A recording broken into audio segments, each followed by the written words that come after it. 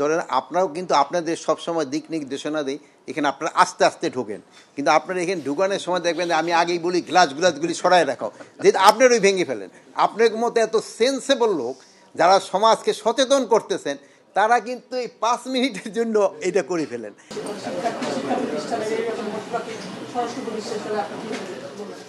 যদিও এই গতকালকের যে ঘটনাটা এটা কিন্তু স্বরাষ্ট্রের তো ঘটনা নয়, এই ঘটনাটা হলো শিক্ষা মন্ত্রণালয়ের।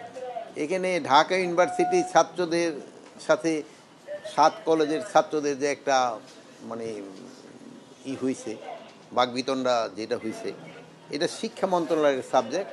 বাট যেহেতু ল অ্যান্ড অর্ডার সিচুয়েশন চলে আসলে আমরা কিন্তু স্বরাষ্ট্র মন্ত্রণালয় ইনভলভ হয়ে যাই। তো বাট একটা ছোটোখাটো একটা ঘটনা নিয়েই কিন্তু এই ঘটনাটা সূত্রপাত। তা আমার মনে হয় এটা আলোচনার মাধ্যমে এটা সমস্যাটা সমাধান হয়ে যেতে পারে। আর এই ক্ষেত্রে সবারই আমাদের একটু ধৈর্য ধরতে হবে, এবং যদি আমরা অধৈর্য হয়ে যাই তো কিন্তু কোনো কিছুরই কিন্তু সমস্যার সমাধান হবে না। সবাই একটু ধৈর্যের সাথে আমাদের এইগুলি মোকাবেলা করতে হবে। এই ক্ষেত্রে আমরা আইনশৃঙ্খলা বাহিনীও বলছি, আমরা আপনাদেরও আইনশৃঙ্খলা বাহিনীকে বলছি তারা ধৈর্যের ধারে সাথে জিনিসটা মোকাবেলা করার জন্য। এবং আমাদের ছাত্র ভাইদেরও আমরা অনুরোধ করব প্রত্যেকটা জিনিস একটু ধৈর্যের সাথে এবং আলোচনার মাধ্যমে যেন সমস্যাটা সমাধান হয়, ওই দিকে যেতে হবে। আর অনেক সময় আছে যদি কোনো কিছু হয় করতে হয়, তো রাস্তাটা ব্লক না করে যে জায়গায় ধরেন তাদের মাঠ আছে অথবা আমাদের সরোয়ার্দী উদ্যান আছে, এই সব জায়গায় এসে যদি প্রতিবাদটা করে সবচেয়ে ভালো। তা না হলে রাস্তাঘাটের এইটা বন্ধ করলে একটা যানজটের হয়, এটা কিন্তু জনগণ কিন্তু একটা দুর্ভোগের ভিতরে পড়ে। অনেক সময় আছে যে ভালো পেশেন্ট যাচ্ছে, সে যেতে পারতেছে না, এটা আপনারা নিজেরও তো রিয়েলাইজ করেন। এই শাহবাগ মোড়ে হলে যেখানে দেখে 2টা বড় হসপিটাল, পেশেন্টরাই কিন্তু সবচেয়ে সাফার করে সবচেয়ে বেশি। এইগুলি ক্ষেত্রে আপনারাও যদি একটু বলবেন। আর তাকেও যদি কোনো দাবি দেওয়া থাকে, এটা যেই সব মন্ত্রণালয়ের সাথে তাদের যে দাবি দেওয়াটা আছে ওটা তাদের সাথে যোগাযোগ করে ওইটাকে সলভ করে নেওয়া। এবং প্রত্যেকটা জিনিস আমরা চাচ্ছি যে আলোচনার মধ্যে সলভ হোক। এখন কতগুলি দাবি আছে, তাদের যৌক্তিক দাবি থাকতে পারে বা যেটাই থাকে, আলোচনার মাধ্যমে এই যৌক্তিক দাবি বা যেই দাবি থাকুক না কেন সলভ হবে। আমাদের দেশে যে কোনো আন্দোলন হলে আমরা দেখি স্যার, মানুষকে জিম্মি করার একটা প্রবণতা থাকে, রাস্তা ব্লক করা, এটা খুবই কমন প্র্যাকটিস।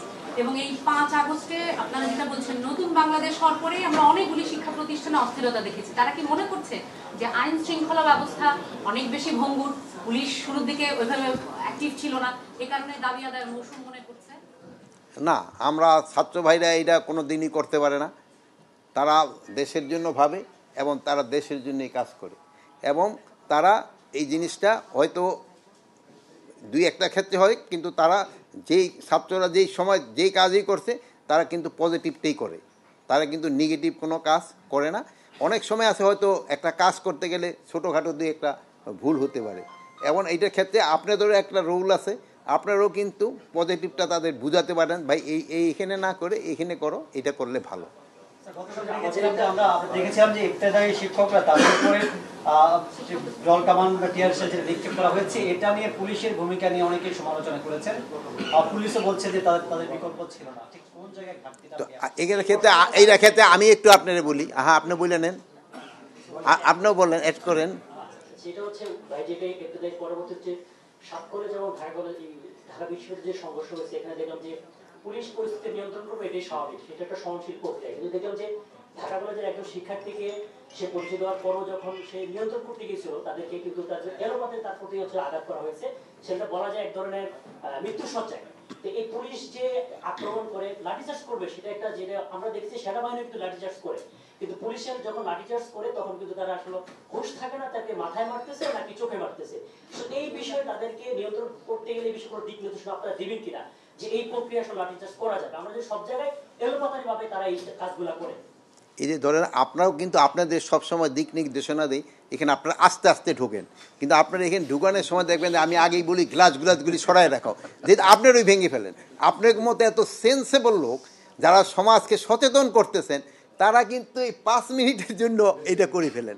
আর এটা ছাত্রদের ক্ষেত্রে ধরেন, পুলিশের ক্ষেত্রে ওই পরিস্থিতিতে এটা হয়ে যায় অনেক সময়, বাট তাদের ক্ষেত্রে আমরা সব সময় বলি যে এটা পেশেন্ট এবং ধৈর্যের সাথে এটা মোকাবেলা করে, ধৈর্যের সাথে মোকাবেলা করে। আপনি সবার জি জি, থ্যাংক ইউ। আচ্ছা, ভালো, থ্যাংক ইউ।